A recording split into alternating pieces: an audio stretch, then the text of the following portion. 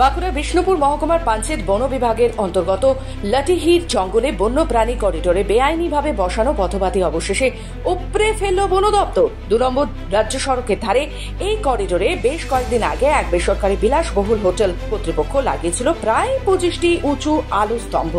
এই বেআইনি কাজ ঘিরে প্রশ্ন উঠেছিল দীর্ঘদিন ধরে, কিভাবে বন দপ্তরের নজর এড়িয়ে বন্যপ্রাণী চলাচলের রাস্তায় এমন আলোকসজ্জা বসানো হলো তা নিয়ে উঠেছিল নানান অভিযোগ। সম্প্রতি বিষয়টি প্রকাশ্যে আসে, এরপরই বন দপ্তর নড়ে চড়ে বসে। বন দপ্তরের আধিকারিক ও কর্মীরা অভিযান চালিয়ে একে একে সমস্ত বাতি স্তম্ভ তুলে ফেলে। বন বিভাগের পক্ষ থেকে জানানো হয়েছে, এই ঘটনায় হোটেল কর্তৃপক্ষের বিরুদ্ধে আইনানুগ ব্যবস্থা নেওয়া হবে। অভিযুক্ত হোটেল কর্তৃপক্ষ এক প্রতিনিধির দাবি করেন, প্রশাসনের অনুমতি নিয়ে বাতি বসানো হয়েছিল, তবে বিষয়টি নিয়ে স্পষ্ট কিছু না বলে তিনি ক্যামেরার সামনে মুখ লুকোনোর চেষ্টা করেন।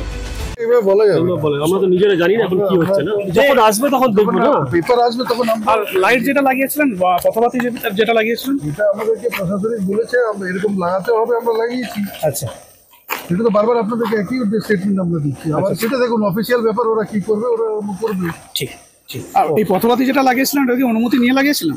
আমরা কথা বলেছিলাম।